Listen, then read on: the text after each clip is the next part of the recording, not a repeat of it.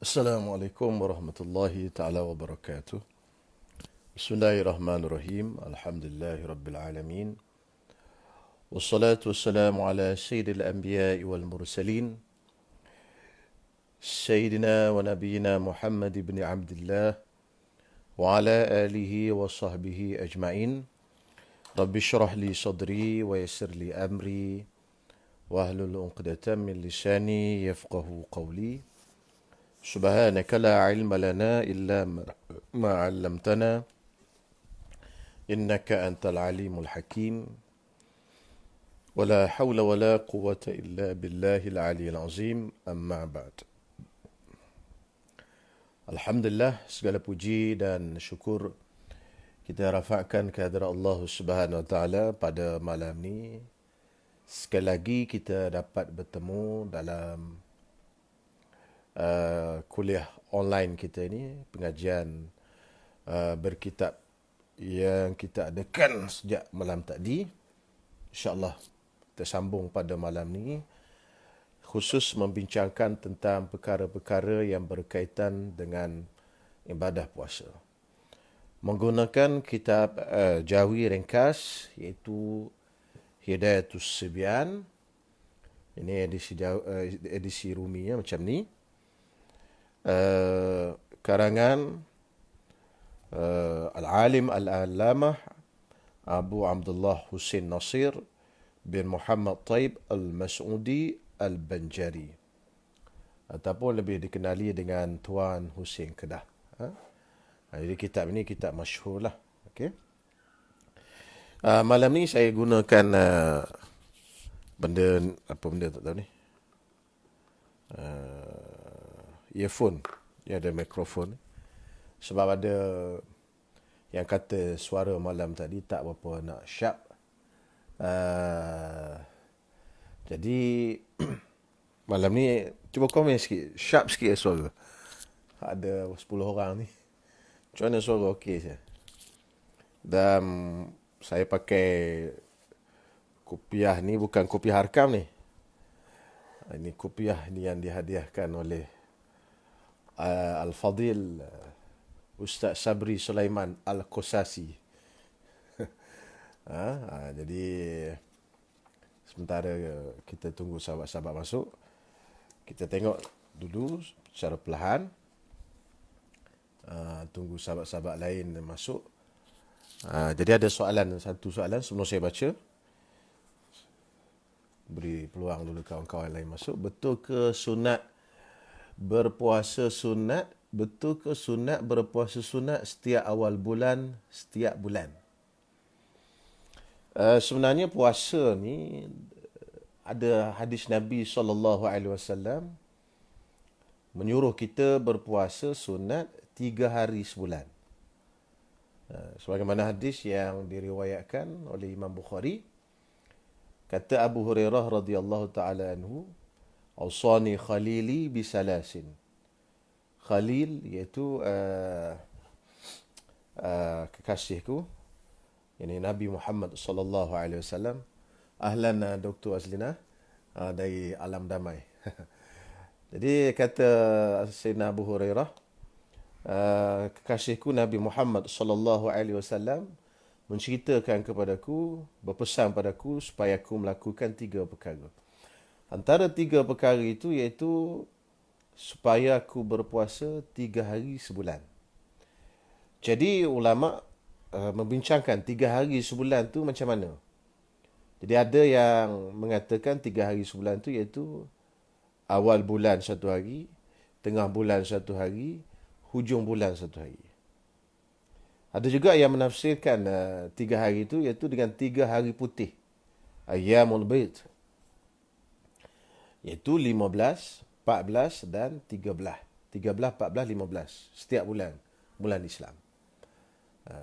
Jadi ada juga yang mengatakan begitu. Jadi atas dasar itulah yang berpendapat bahawasanya sunat puasa pada setiap awal bulan dengan makna iaitu 3 hari 1 bulan. Jadi awal 1 hari, tengah 15 1 hari dan hujung 1 hari.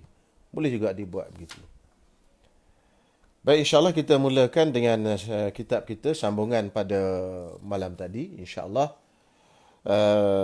Kalau yang edisi Rumi, kita Hidayatus Subyan, kita sambung di muka surat 169. 169.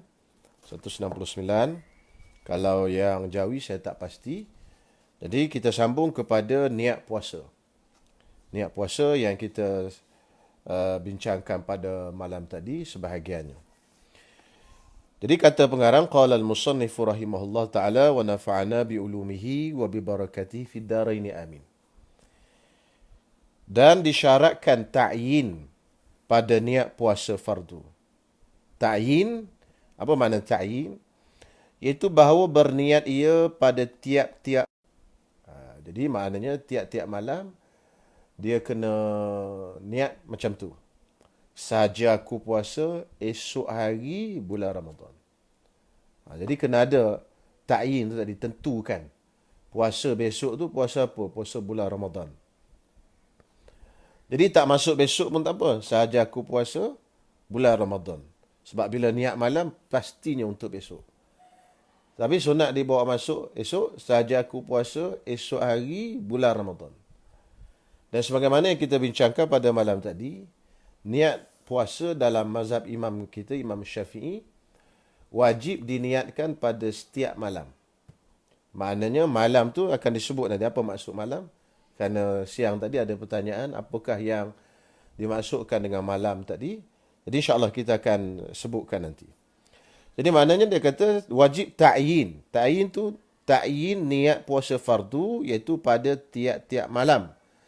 Dengan dia kata macam mana? Bahawa ia puasa esok hari daripada Ramadan.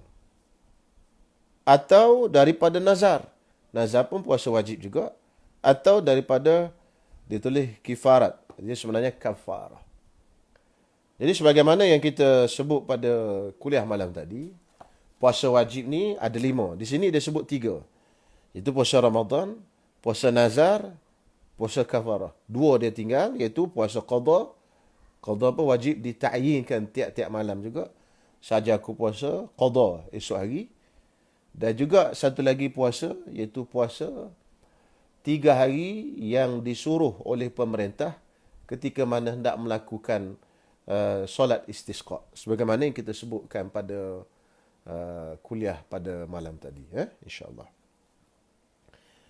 Jadi dengan maknanya, setiap kali puasa Ramadan dan juga puasa-puasa wajib yang lain, yang 5 tadi, maka wajiblah ke atas diri dia untuk dia ta'yinkan, tentukan niat tadi pada setiap malam.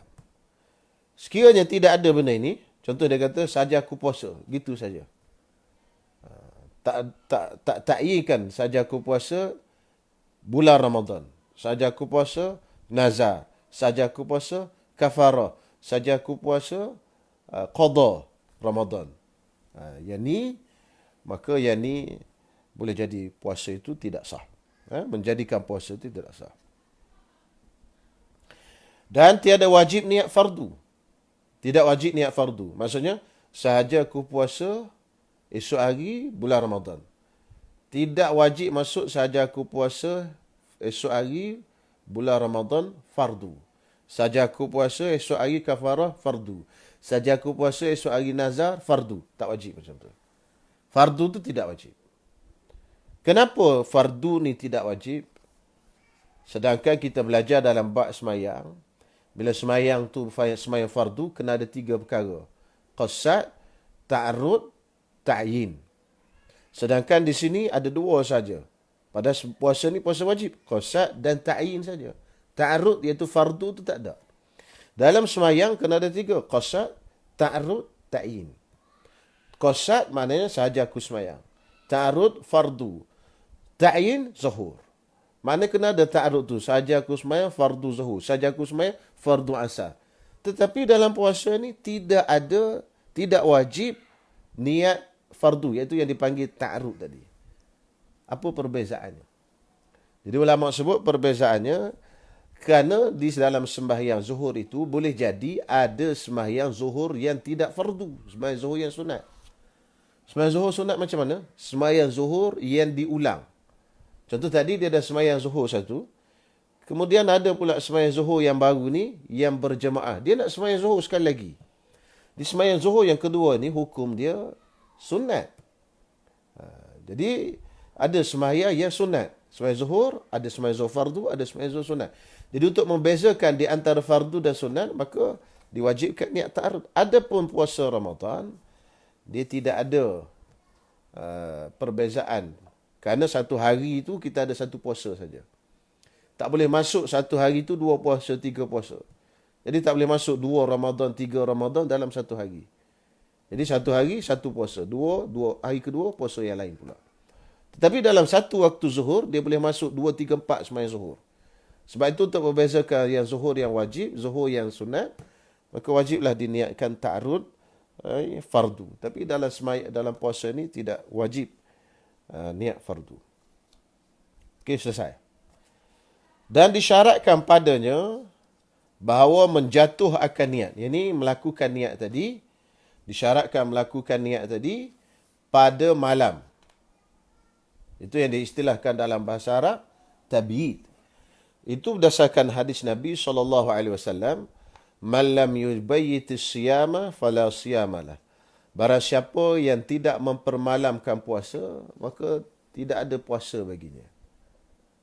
Jadi ulama menyebutkan yang dimaksudkan tidak ada puasa ni tidak sah puasa. Puasa mana yang tak sah? Kalau tak niat waktu malam, yang ni puasa yang dimaksudkan untuk puasa fardu. Sebagaimana kita bincangkan pada malam tadi. Tetapi apa yang dimaksudkan dengan malam? Malam tu dimaksudkan dengan malam ialah kita niat itu pada waktu di antara daripada waktu maghrib sampai kepada terbit fajar.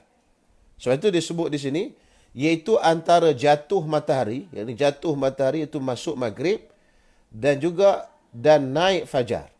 Jadi di antara dua itu, daripada maghrib sampai ke subuh. Antara maghrib sampai ke subuh dia boleh dia boleh niat puasa tadi.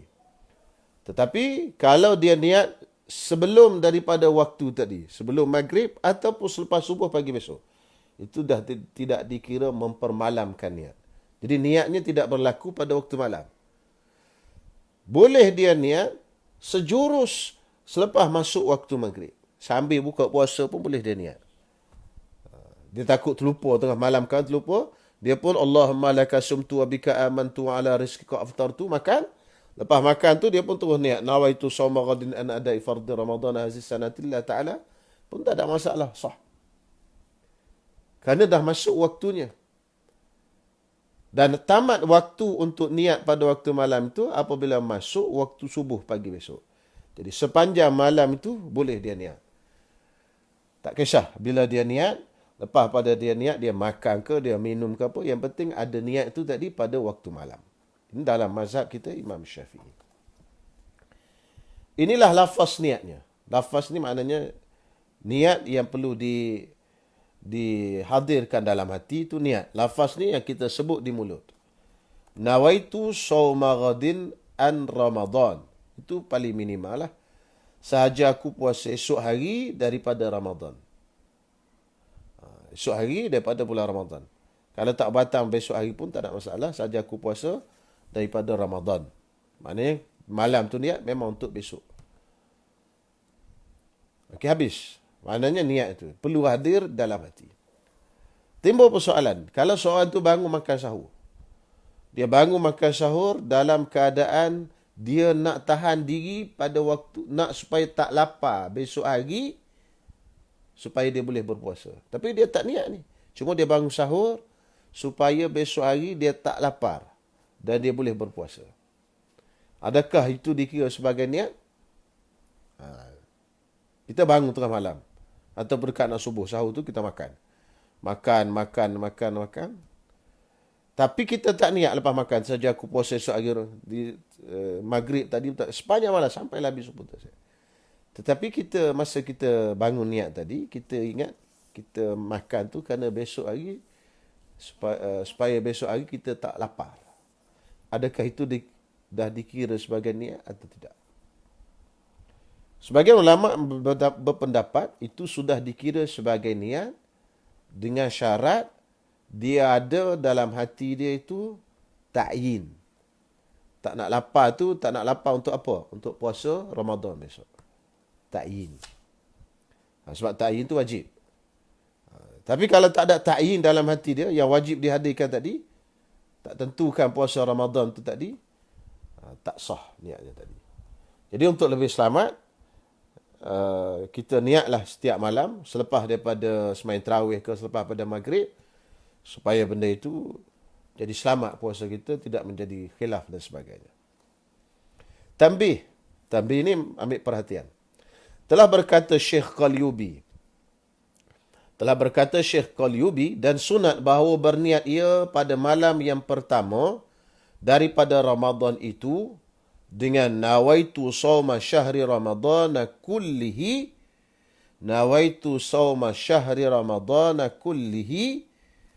li hazihi sanah. Sahaja aku puasa 1 bulan Ramadan sekaliannya pada ini tahun. Supaya memberi manfaat, memberi faedah akan dia taklid akan Imam Malik pada satu hari yang ia lupa akan niat puasa pada malamnya. Kerana memada, iaitu mencukupi pada Imam Malik dengan satu niat pada malam yang pertama daripada sebulan bulan Ramadan itu. Jadi sebab malam tadi kita telah lighting. Jalim kata light tak apalah, suara yang penting suara. Lighting tak apa. Malam tadi kita telah bincangkan bagaimana perbincangan kita, bagaimana supaya puasa kita selamat. Kalau kita tak niat, kalau kita tak niat pada malam untuk selamatkan puasa kita, supaya puasa kita jadi sah. Jadi antara caranya ialah pada malam pertama daripada bulan Ramadan tu, kita niat puasa sebulan terus. Ini disebut dalam kitab Jawi Lama. Ini bukan kita kata nak tukar-tukar mazhab apa semua. Cuma dalam kitab Jawi Lama sebut benda ini supaya kita selamat puasa kita.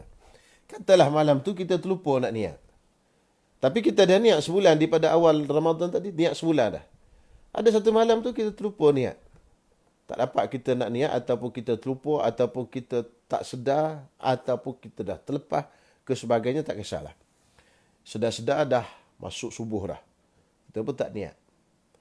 Maka apa jadi pada puasa kita? Kalau kita tak niat sebulan ini, maka puasa kita akan ada masalah. Tapi kalau kita dah niat sebulan ini, maka puasa kita insya-Allah sah. Timbul persoalan, kalau orang tu pada malam pertama Ramadan, besok hari 1 Ramadan, malam ni dia nak niat sebulan, tapi hari ni, malam ni dia datang haid. Malam tadi saya dah sebut, dia datang haid. Macam mana dia nak buat? Dia tak boleh niat lagi lah. Kalau dia niat, kira tak betul lah niatnya, pasal dia tak boleh puasa lagi. Bilakah dia nak niat? Bila dia suci daripada haid nanti, dan dia nak start puasa pada keesokan harinya. Suci daripada haid dan dia nak puasa, dia nak start puasa pada keesokan harinya. Maka selepas daripada masuk waktu maghrib untuk besok hari puasa ni, dia pun niat, sajaku puasa sebulan bulan Ramadan yang berbaki. Sajaku puasa sebulan bulan Ramadan yang berbaki kerana Allah Subhanahu Wa Taala. Jadi apa yang baki lagi, yang tinggal lagi beberapa hari lagi daripada bulan Ramadan tu, kita niat pada malam tu lah. Yang pertama tu. Yang kita boleh puasa bagi orang yang kedatangan darah haid. Takdir katalah, takdir juga. Tak dapat juga. Tak niat pada awal malam, daripada malam Ramadan. Tak niat juga selepas daripada bersih daripada darah haid. Tiba-tiba ada satu hari dah sedar-sedar lepas subuh dah, baru dia ingat dia tak niat puasa lagi. Maka ada juga jalan satu lagi, sebagaimana yang saya sebutkan malam tadi, iaitu jalannya ialah kita taklid kepada Imam Abu Hanifah. Mazhab Hanafi boleh niat puasa pada siang hari bulan Ramadan, walaupun puasa itu puasa wajib.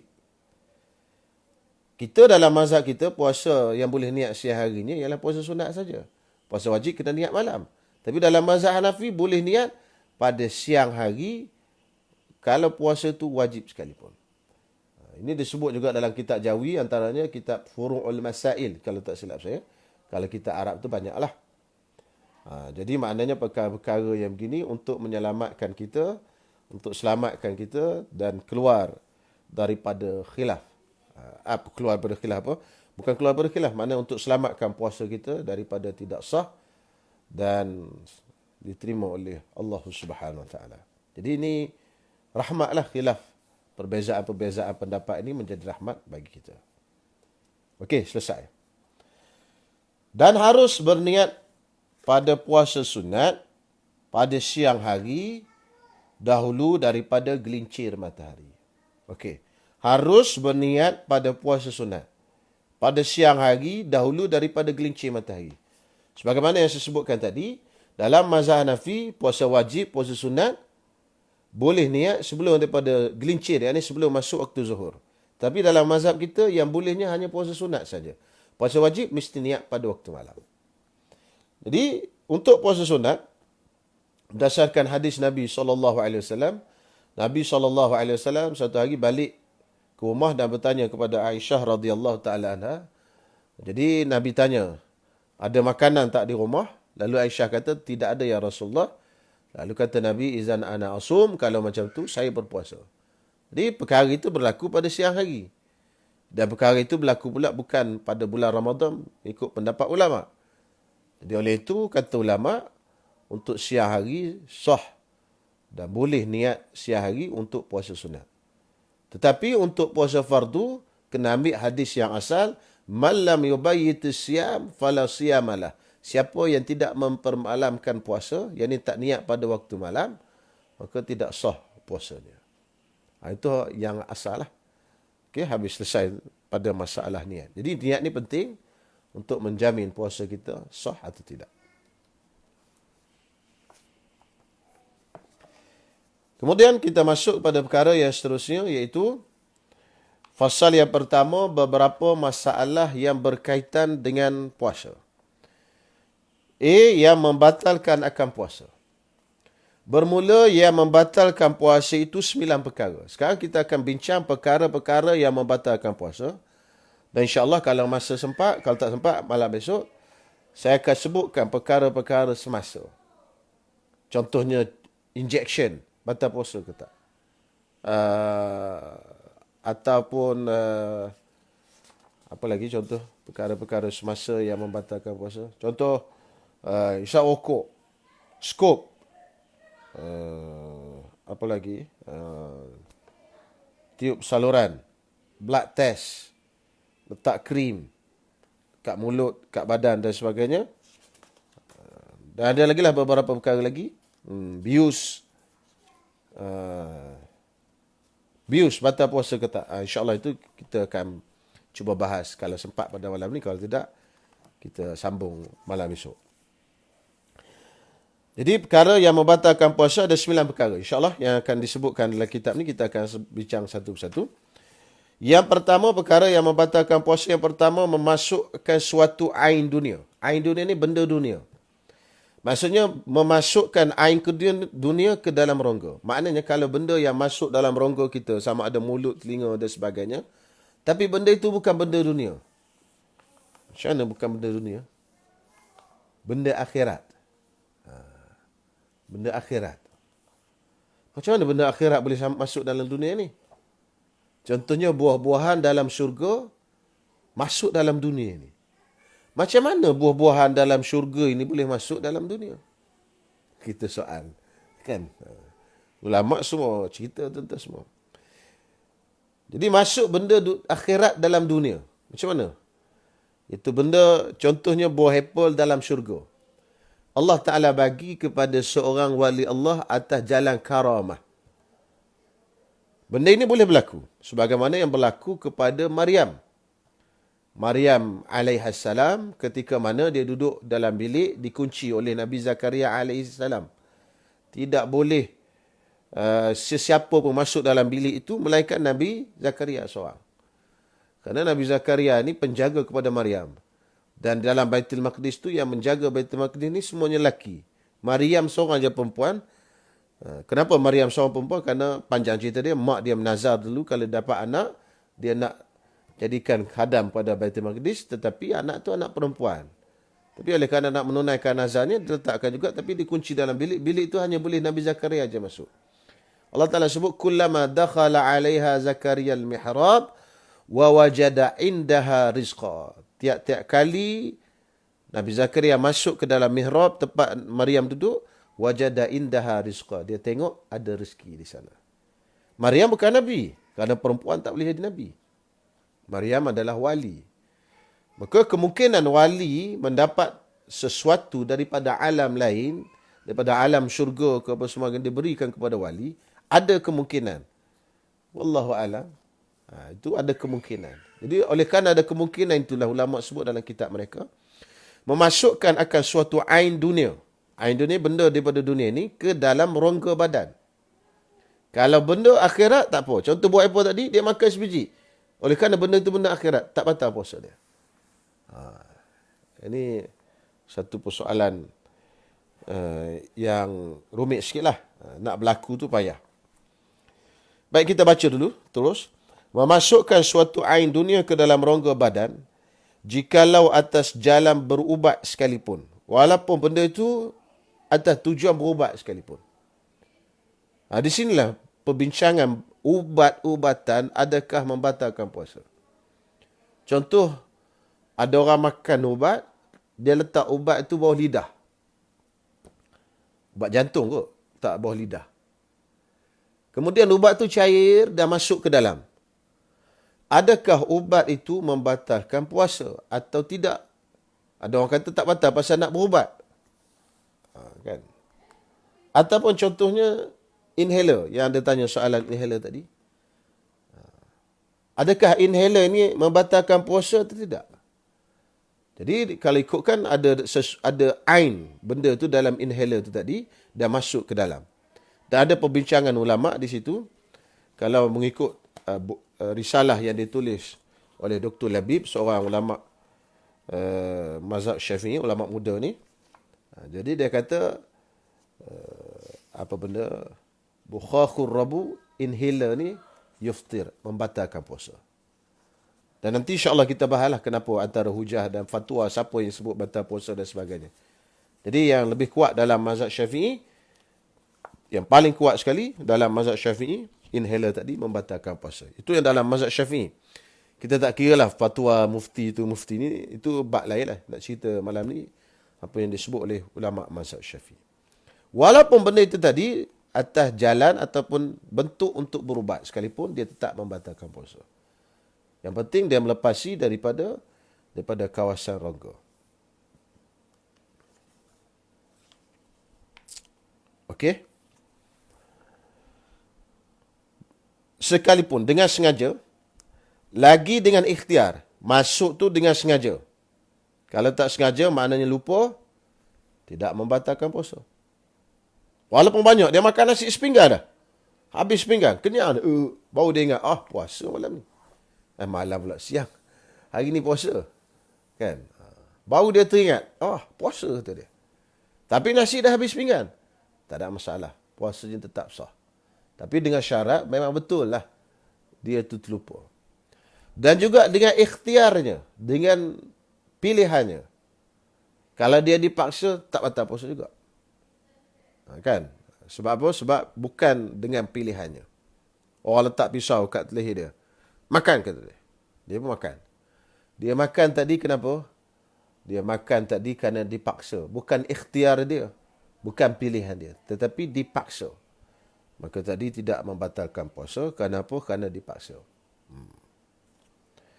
Serta diketahui akan haramnya. Kemudian dia tahu benda itu haram. Maknanya dia tak boleh makan. Ketika puasa, dia tak boleh makan. Kalau dia tak tahu, dia jahil, maka tak batal puasa dia. Tetapi, siapakah yang dimaafkan kejahilannya? Bukan semua orang maaf. Allah Ta'ala maafkan kejahilan dia. Orang yang dimaafkan jahil dalam bab fardu ain ni, ada dua golongan saja. Golongan yang pertama, iaitu orang yang baru masuk Islam. Qaribu ahdin bil Islam. Orang yang baru masuk ke dalam agama Islam. Maknanya dia baru seminggu masuk Islam. Dia tak tahu pun makan tu batal puasa. Dia makan, tak batal puasa. Kenapa? Kerana kejahilannya. Yang kedua, man nasya'a ba'idan 'anil ulama. Siapa yang hidup jauh daripada ulama. Maksudnya dia duduk mungkin tempat yang tidak ada ulama, tak ada line internet, tak ada alat telekomunikasi canggih, ulama pun tak ada di sana. Dia tak tahu. Kalau puasa, dia tahu puasa. Tak makan, tak minum. Tetapi dia tak tahu kalau masuk sesuatu ke dalam rongga, batal puasa. Jadi cuma tak makan, tak minum. Tapi masuk katalah benda kat celah gigi dia telan dia masuk. Ubat gigi dia telan ke apa. Dia tak tahu itu batal puasa. Cuma dia tahu tak makan, tak minum je batal puasa. Kejahilannya kenapa? Kerana dia duduk tempat yang jauh daripada ulama. Yang ni puasanya tidak batal. Kenapa? Kerana jahil yang dimaafkan. Tetapi katalah kita, majoriti kita hari ini duduk di bandar. Duduk di kawasan yang ada ulama, ada ustaz dan sebagainya. Dah masuk Islam dah lama dah. Tiba-tiba kita makan dengan alasan kita jahil. Jahil kita tak diterima oleh Allah SWT. Jahil kita tu tidak diterima dalam hukum syarak. Okey, baik. Daripada lubang yang asli seperti mulut dan dubur atau lubang yang baharu seperti menikam oleh seorang akan perutnya, maka sampai ke dalam rongga. Sampai dia ke dalam rongganya. Sekarang ni, lubang yang nak sampai ke rongga. Rongga ni apa? Rongga ni dalam badan kita ni ada beberapa rongga. Pertamanya perut. Itu dipanggil rongga. Yang keduanya, bal'ud ni. Leher kita ni. Leher ni dipanggil rongga. Yang ketiga, orak marih. Orak saluran makan. Itu pun dipanggil rongga. Yang keempat, rongga juga dipanggil batinil uzun. Batin. Bahagian dalam telinga kita. Itu pun dikira rongga juga. Lagi rongga, ihlil. Ihlil itu lubang kemaluan lelaki. Zakar tu. Ada lubang depan tu, masuk dalam tu. Itu ihlil dia panggil. Itu pun termasuk dalam kategori rongga. Jadi sebab itu kalau orang yang tak boleh kencing, ataupun dia masuk ke awat, doktor masukkan dia tiup kat dalam saluran kencing lelaki tadi. Nama apa tiup tu? Dia masukkan dalam tu. Kemudian, dia puasa. Puasa dia batal. Puasanya tidak sah. Kenapa? Kerana dia masukkan sesuatu ke dalam rongga. Tetapi walaupun puasanya tidak sah, dia tak boleh makan di siang hari, bulan Ramadan. Kalau dia larat lah. Kalau dia tak larat, itu bab lain, sakit. Maknanya dia larat dan masuk benda itu dalam rongga. Ihlil dia panggil lubang kemaluan zakar. Dubur dan juga otak dan juga daripada kemaluan perempuan yang tidak wajib dibasuh. Kita belajar dalam bab istinja. Bila kita nak istinjakan kemaluan, bahagian anggota kemaluan perempuan tadi, ada had yang wajib kita basuh dan had yang tak wajib kita basuh. Yang tak wajib kita basuh tu, dia termasuk dalam rongga. Kalau sampai ke situ, batal puasa. Sampai ke situ, batal puasa. Termasuk dubur. Dubur pun rongga. Dubur kita yang bahagian belakang, yang tempat kita wajib basuh itu, okey. Tetapi lebih daripada situ, itu adalah dikira daripada rongga. Jadi kalau kita masukkan sesuatu ke dalam bahagian dubur, dia dikira masukkan sesuatu ke dalam rongga. Batal puasa juga. Ini contoh-contoh rongga. Ini rongga. Jadi kalau masuk sesuatu ke dalam rongga ini, sama ada masuk itu melalui rongga, melalui lubang asli. Manfazim maftuhin, dia panggil. Manfaz, lubang, maftuh yang terbuka. Lubang yang terbuka. Lubang terbuka ni terdiri ataupun ada dua kategori. Pertama yang asli, yang kedua yang dia sebut di sini yang asli atau lubang yang baru. Maknanya yang dibuat orang, baru buat. Jadi ada dua keadaan. Pertama lubang asli. Contoh lubang asli apa? Rongga mulut. Ni lubang. Mulut kita ni lubang. Dia masuk makanan kita, makanan melalui mulut, melepasi anak tekak. Melalui rongga. Rongga yang asli. Itu lubang yang asli. Rongga yang saya sebut tadi. Jelas. Mulut ni lubang. Masuk ke sampai leher. Leher ni rongga. Jadi maksudnya melalui rongga, melalui lubang yang asli, yang memang asli, yang memang asal ada dah. Ini batal puasa. Ataupun masuk melalui lubang telinga. Telinga ni masuk air ke masuk apa, sampai ke rongga. Rongga mana? Rongga yang dalam. Yang dalam bahagian kawasan otak kita sebagainya ni, tempurung telinga, melepasi yang berlipat-lipat tu, itu dikira rongga. Jadi masuk melalui lubang asli. Asli ni maksudnya yang memang Allah Ta'ala buat, asal ada dah di sini. Masuk ke sini, lepas pada situ. Masuk ke rongga. Lubang, rongga. Lubang bahasa Arab dipanggil manfazun maftuh. Rongga dipanggil jauf. Masuk melalui lubang yang terbuka ke rongga. Rongga asli lagi, contoh rongga asli lagi iaitu dubur. Dubur tu memang rongga Allah Ta'ala buat asal pada kita. Dia dah ada. Bila masuk sesuatu ke situ dan sampai ke dalam rongga, rongga makna perut dan usus kita semua tu dipanggil rongga. Maknanya melepasi kawasan tu, batal lah puasa. Ini jelas. Rongga asli. Rongga asli. Jalan asli. Lubang asli. Saya pun selalu keliru. Rongga dengan lubang. Jadi rongga yang bahagian dalam. Rongga ni. Dalam bahasa Arab dia panggil jauf. Yang lubang ni dia panggil manfazin maftuh. Manfaz. Bahasa Arab maftuh terbuka. Jadi lubang yang terbuka ni terbagi pada dua. Satu asli yang memang Allah Ta'ala buat. Itu dipanggil asli. Yang kedua, yang bukan asli tapi dia buat oleh manusia. Yang baru dibuat. Contohnya dia bagi misal di sini. Seorang menikam perutnya. Seperti menikam oleh seorang akan perutnya. Maka sampai ke dalam rongganya. Contoh, orang tikam pisau ke perut kita. Kita sedang puasa. Ditikam pisau tu ke dalam perut. Masuklah pisau tu ke dalam rongga. Kan? Pisau tu masuk dalam rongga perut. Bila ditarik pisau tu, dia ada lubang. Lubang tu dipanggil manfazim maftuh. Lubang tu. Lubang ni bukan lubang asli. Dia bukan lubang asli. Lubang yang dibuat orang. Lubang yang baharu. Dalam kitab dipanggil lubang yang baharu.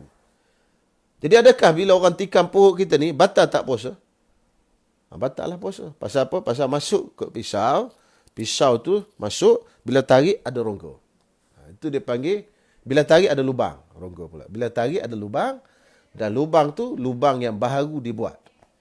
Jadi soalannya sekarang, kesimpulannya, sesuatu masuk ke dalam rongga melalui lubang yang terbuka. Sama ada lubang itu lubang asli atau dengan pilihannya dan juga diketahui haramnya, maka batallah puasa. Dengan sengaja pilihannya dan diketahui haramnya, batallah puasa. Jadi dia lebih kurang ada 6 semua. 6 syarat dia. Syarat yang pertama, yang masuk tu tadi tu, ain dunia, benda dunia. Syarat yang kedua, masuk tu ke dalam rongga badan. Saya dah sebut tadi rongga badan ni, contoh dia, perut, marik, lubang telinga, lubang kemaluan zakar, dubur, dan tempat yang tidak wajib dibasuh ketika istinja daripada kemaluan perempuan, dan juga otak. Itu rongga. Yang ketiga dengan sengaja. Yang keempat dengan pilihannya, bukan dipaksa. Yang kelima dia tahu benda itu haram. Dan yang keenam, daripada lubang asli ataupun yang baru. Jelas maknanya ada 2 lubang. Satu lubang asli, satu lubang yang baru. Maka timbullah di sini, suntik ni adakah membatalkan puasa atau tidak? Suntik. Dia masuk ke rongga atau tidak?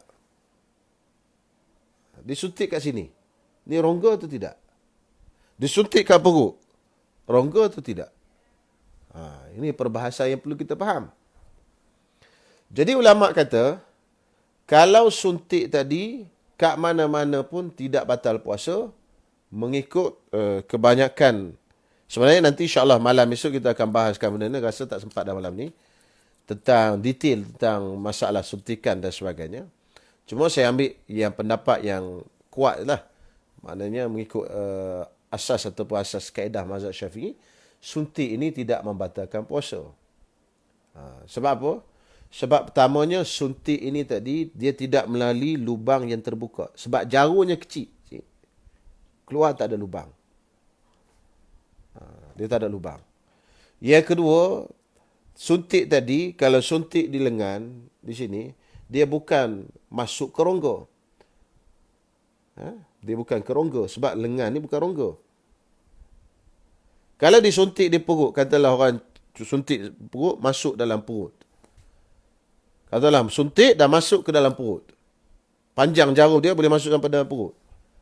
Itu pun tidak membatalkan puasa juga. Walaupun sampai ke dalam rongga, tetapi bukan melalui lubang yang terbuka. Sebab jarum tu kecil. Dia seperti masalah pori-pori ni, lubang rongga kita ni, lubang bulu roma kita ni. Kalau kita sapu minyak pun semua, dia meresap masuk ke dalam. Bila dia meresap masuk ke dalam, meresap masuk ke dalam, masuk ke dalam ni, melalui orang kata lubang bulu roma ni, lubang kecil-kecil ni.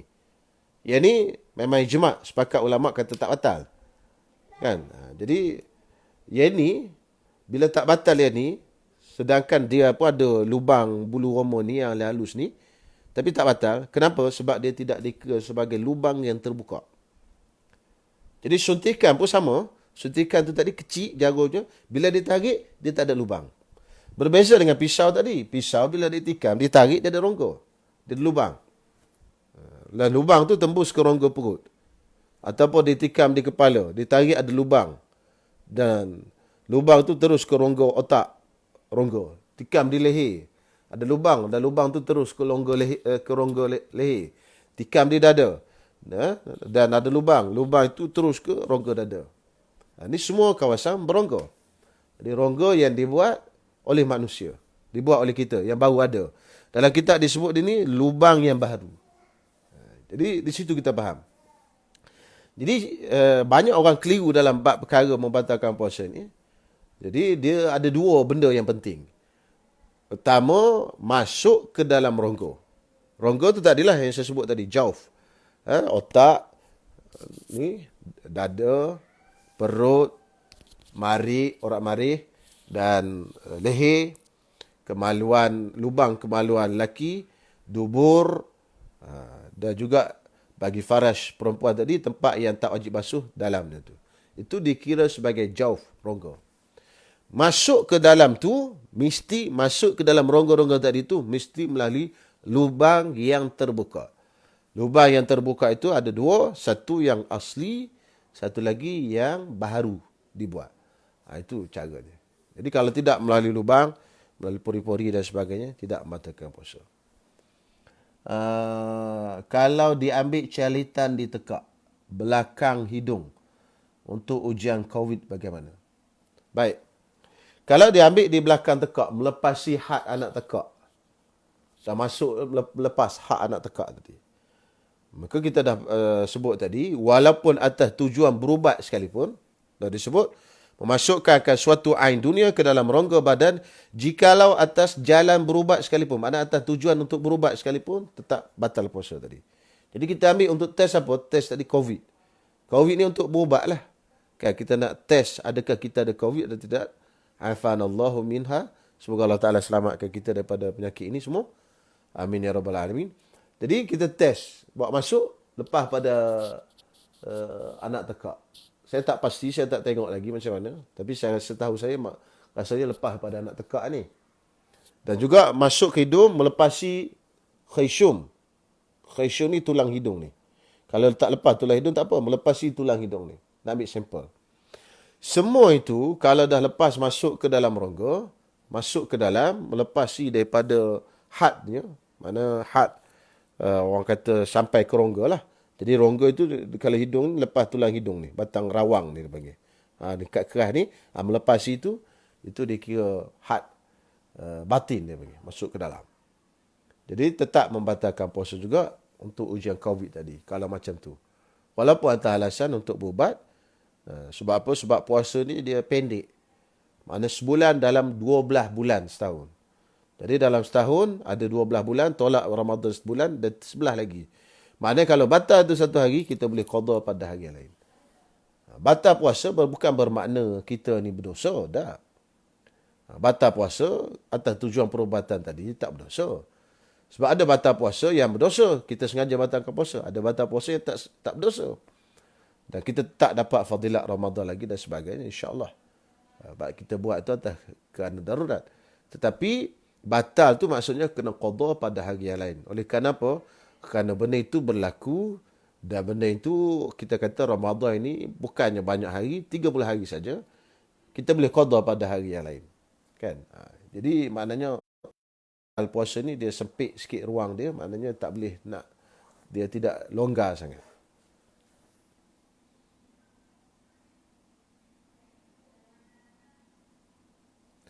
Kalau ditikam itu dikira paksaan, maknanya puasa kita itu masih sah.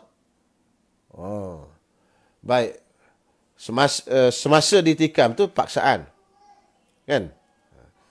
Memanglah tak ada orang tikam secara sukarela. Okey? Kemudian bila dia ditikam, bila dah masuk, masa ditikam tadi tu paksa, bila dah dimasuk, bila masuk pisau tu, kemudian dah sampai ke dalam, habis dah paksaan tadi, pisau tu dalam. Bila dia tarik, dikira daripada suatu yang membatalkan puasa juga. Walaupun masa ditikam tadi secara paksaan. Batalkan puasa ketika musafir rukhsah? Batalkan puasa ketika musafir. Rukhsah atau khilaful aula? Maksudnya kita tak berpuasa ketika musafir. Tak apa, itu saya jawab nanti di hujung. InsyaAllah. Baik, yang kedua, perkara yang kedua yang membatalkan puasa iaitu muntah dengan sengaja. Lagi diketahui akan haramnya dan dengan ikhtiarnya. Dan jika yakin ia akan tiada kembali suatu ke dalam rongga sekalipun. Maksudnya dia muntah tadi dengan sengaja. Kalau muntah tak sengaja, tidak batal puasa.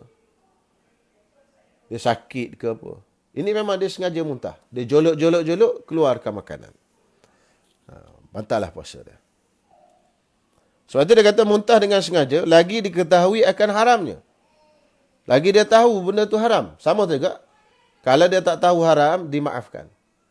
Tetapi dengan syarat dia tak tahu tadi, jahil tadi, dua syarat tadilah. Yang saya sebutkan tadi, jahil yang dimaafkan itu jahil orang yang baru masuk Islam, jahil orang yang hidup jauh daripada ulama. Tetapi kalau orang yang tidak ada dua macam ni, jahil itu tidak diterima. Jadi muntah dengan sengaja, lagi diketahui, mana dia tahu akan haramnya, haram muntah dengan sengaja, dan dengan ikhtiarnya, dengan pilihannya sendiri, bukan dipaksa dan sebagainya. Dan jika yakin ia akan tiada kembali suatu ke dalam rongga sekalipun. Walaupun dia yakin dia keluar saja, tak masuk ke dalam balik. Tetap batal puasa juga. Dia kata saya muntah, keluar je makanan. Tak ada sikit pun termasuk balik ke dalam leher. Sebab biasa kita muntah, adalah sikit yang tertelan balik. Tetapi dia kata tak ada, semua keluar habis semua. Yang masuk ke dalam rongga tak ada. Tetap batal puasa juga. Yang ketiga yang membatalkan puasa iaitu jima' dengan sengajanya, lagi dengan ikhtiarnya. Dia sengaja jima', maksudnya bukan dia terlupa. Sengaja tu lawannya terlupa. Lagi dengan ikhtiar, pilihannya, lawannya dipaksa. Mana kalau orang paksa dia jima', tak batal puasa dia. Benda yang payah nak berlaku tu. Kemudian lagi dengan ikhtiarnya, lagi diketahui akan haramnya. Sama juga. Sama tadilah. Dia tahu haram. Jadi dia maafkan tak tahu itu bagi dua golongan tadi, iaitu orang yang baru masuk Islam dan juga orang yang hidup jauh daripada ulama. Dan jikalau pada dubur sekalipun, walaupun yang dia setubuh tadi, yang dijima' tadi, pada bahagian dubur sekalipun. Maknanya tempat ataupun bahagian yang dia masukkan kemaluan itu dubur. Dari sudut haram tu bab lain. Mana bersetubuh dalam kawasan dubur itu haram tu dari sudut bab lain. Mana haram lah. Liwat. Tetapi yang dimaksudkan di sini dalam bab batal puasa ini iaitu memasukkan kemaluan dia dalam suatu yang dinamakan farash, ini lubang. Sama ada lubang tu dubur ataupun kubul. Batal lah puasa dia. Betul. Yang keempat, menyahaja keluarkan mani. Sengaja keluarkan mani. Jadi menyahajakan keluar mani ni dia terbahagi kepada dua. Pertama, istimna. Istimna ni iaitu onani. Onani ni batal puasa lah. Itu tentu dah. Yang kedua, termasuk dalam kategori sengaja mengeluarkan mani ni iaitu dia menyentuh. Dia sentuh dan keluar mani. Sentuh kulit. Kulit dengan kulit tak berlapik. Contoh dia sentuh satu perempuan, sama ada perempuan tu isteri dia ataupun bukan isteri dia, orang luar, ajnabiyah, dia sentuh. Kemudian keluar mani. Dia sentuh, keluar mani. Maka hukumnya batal puasa dia. Dengan syarat dia sentuh tu tadi tidak berlapik. Jadi itu termasuk dalam kategori sengaja mengeluarkan mani juga. Tapi kalau dia sentuh dalam keadaan berlapik, dia sentuh perempuan tadi, isteri dia ke, ataupun orang luar dalam keadaan berlapik. Bila dia sentuh dalam keadaan berlapik tadi, dia tidak keluar mani, itu tak batal puasa. Jadi syarat batal puasa tadi sentuhan kulit dengan kulit dan keluar mani, batal puasa. Kalau sentuh kulit dengan kulit, tak keluar mani, tetapi bangkit syahwat saja, itu haram. Kalau sentuh tapi berlapik, tak kulit ke kulit direct, tapi berlapik dan keluar mani, tak batal puasa. Jadi yang batal puasa ni ialah tak berlapik. Jadi sebab itu kalau di bulan Ramadan ni, kalau boleh kita elakkanlah daripada bersentuhan dengan suami isteri. Sebab kadang-kadang bila bersentuh, ada syahwat. Syahwat tu saja, bangkit syahwat tu, itu bangkit keinginan nak melakukan persetubuhan tu. Tapi kita tahan sebab apa? Sebab kita puasa. Tapi bila sentuh ada rasa nak buat, itu dipanggil bangkit syahwat. Itu haram hukumnya.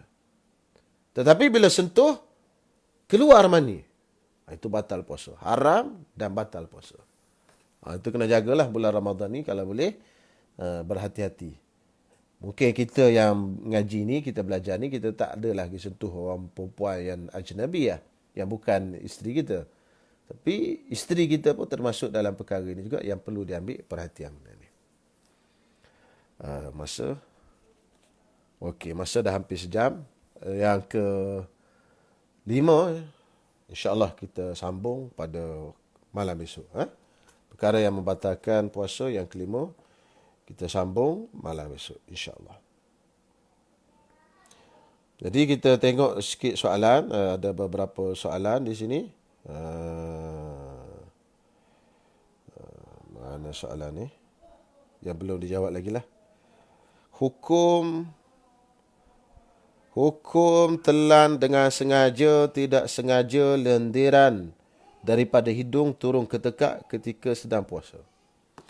Dalam mazhab Syafi'i, kahak tu, benda yang berketul tu, air liur lain, kahak lain. Kalau dia datang daripada bahagian atas, kita tarik daripada hidung. Kemudian dia turun ke bawah ni, kemudian kita telan, masuk ke dalam melepasi anak tekak. Ini batal puasa. Ini pendapat yang muktamad dalam mazhab Syafi'i. Yang khilaf tu adalah khilafnya. Tetapi kalau kahak itu daripada dalam dada, dia naik sikit, dia tak melepasi anak tekak, kemudian dia turun balik, ini tidak membatalkan puasa. Syaratnya kahak. Tapi kalau air liur tak ada masalah. Kahak yang daripada atas, kita tarik daripada hidung ke apa semua, kemudian telan, kahak itu membatalkan puasa. Sebab dia termasuk dalam kategori ain. Dia termasuk dalam kategori ain. Kemudian yang seterusnya,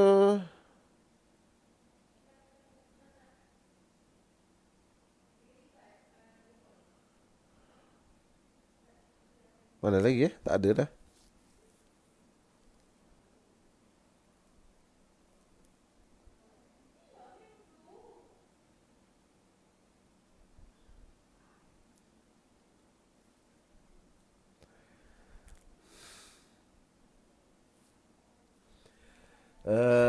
bawah dari sini. Sini tak ada. Batalkah puasa ketika musafir rukhsah khilaf aula? Ketika berpuasa, kita musafir. Kita boleh buka puasa. Nabi SAW sebut, Laisa minal birim, laisa minal birri, asyamu fis safar. Tidaklah daripada kebaikan dia berpuasa ketika musafir. Jadi termasuk di dalam rukhsah. Dibolehkan untuk kita berbuka puasa ketika kita musafir. Tetapi yang mana afdal, kita buka puasa ke ataupun kita berpuasa? Allah Ta'ala sebut dalam Quran, wa antasumu khairul lakum. Kalau kamu berpuasa, itulah yang terlebih baik bagi kamu. Yang ini orang yang musafir tadi, kalau dia berpuasa, itu lebih baik baginya. Tetapi dia adalah rukhsah, mana dibenarkan dia untuk berbuka puasa. Tetapi ada syaratnya. Antara syaratnya ialah, untuk musafir kita buka puasa, kita perlu keluar daripada kawasan kita, kawasan sempadan. Kalau kita nak musafir itu, dia ada sempadan yang telah ditetapkan dalam kitab bab jamak qasar tadi.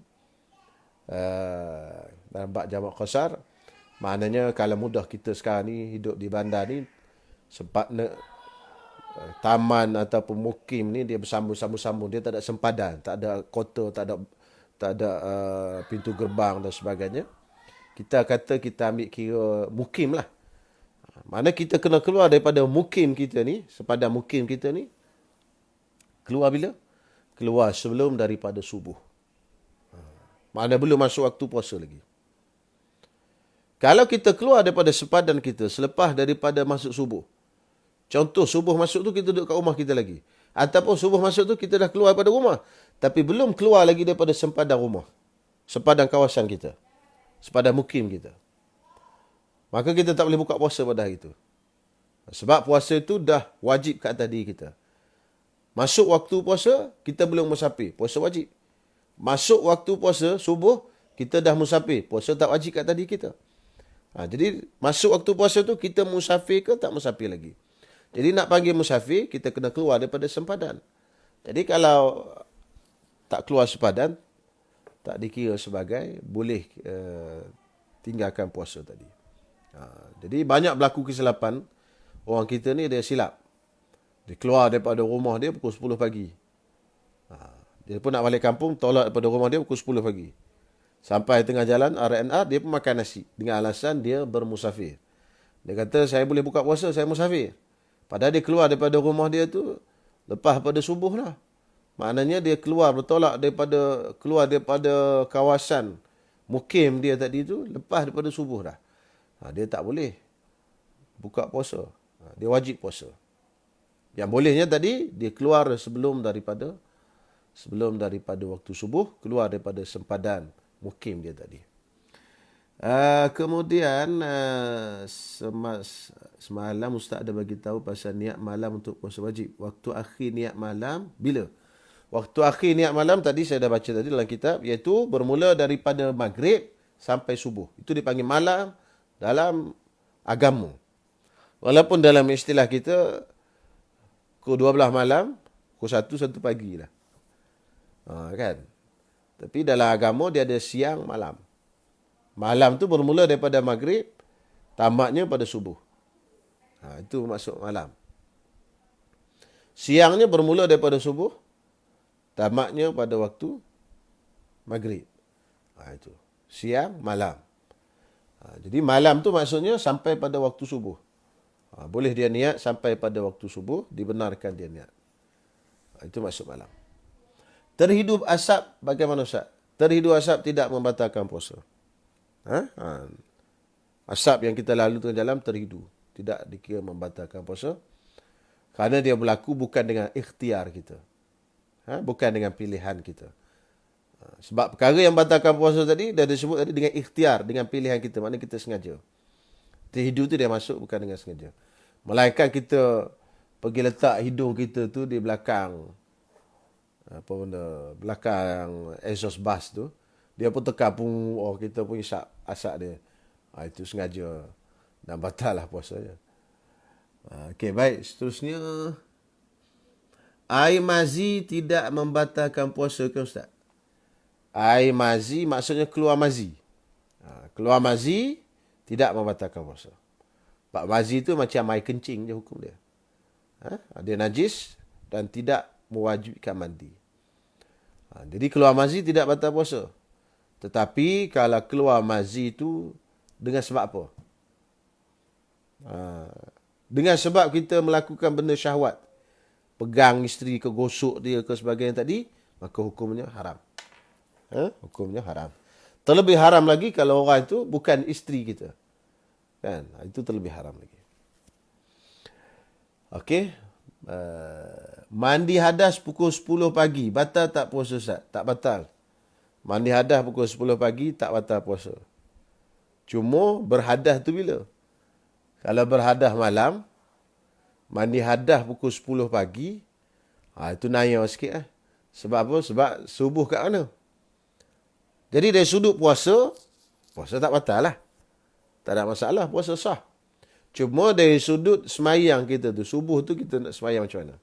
Sebab apa? Sebab kalau berhadas malam tadi, keluar mani malam tadi, bersetubuh ke malam tadi, sebelum kita mandi wajib, kita tak boleh semayang.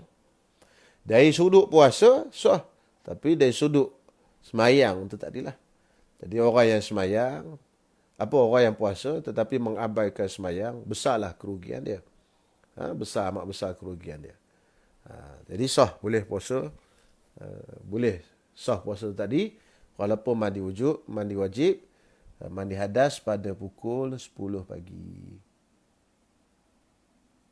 Kalau terhidu asap, tak ada masalah. Terhidu asap tak apa.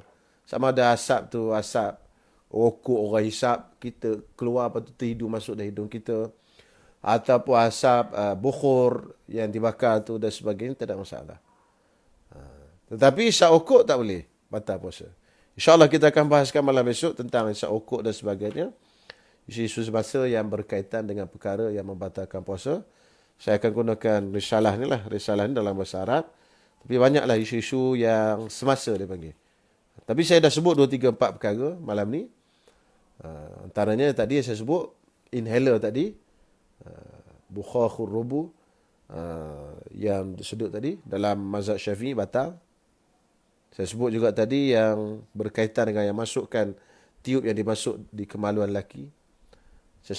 Saya sebut juga tadi tentang suntikan. Kenapa suntikan itu tidak batal? Kerana dia tidak ada manfazim maftuh, iaitu satu lubang yang terbuka. Dan ada beberapa perkara lagi lah, termasuk asap-asap dan termasuk chewing gum dan sebagainya, ubat gigi dan sebagainya. InsyaAllah malam besok lah kita sambung perkara ini. Jadi saya rasa setakat ini dahulu, insyaAllah dah 1 jam dah kita bersiaran. Jadi selamat berehat, selamat berdoa. Mudah-mudahan Allah Ta'ala selamatkan negara kita yang tercinta ini daripada wabak penyakit COVID-19 ini dan sekalian penyakit-penyakit yang berbahayalah. Mudah-mudahan kita dan ahli keluarga kita semua dan seluruh penduduk-penduduk di Malaysia ni diselamatkan oleh Allah Subhanahu wa Ta'ala, insya-Allah. Bismillahirrahmanirrahim. Alhamdulillahirabbil alamin wassalatu wassalamu ala asyrafil anbiya'i wal mursalin wa ala alihi washabbihi ajma'in. Allahumma ya rabbana taqabbal minna innaka antas samiul alim wa tub 'alaina innaka antat tawwabur rahim. Rabbana atina fid dunya hasanah wa fil akhirati hasanah wa qina adzaban nar. Allahumma inna na'udzubika min jahdil bala wa darakis syaqa wa su'il qada'i wa syamatatil a'da'. Wa sallallahu ala sayyidina Muhammad wa ala alihi wa sahbihi wasallam. Walhamdulillahi rabbil alamin. InsyaAllah kita jumpa besok lah pada waktu yang sama, pukul 10 malam di tempat, di siaran yang sama jugalah. InsyaAllah.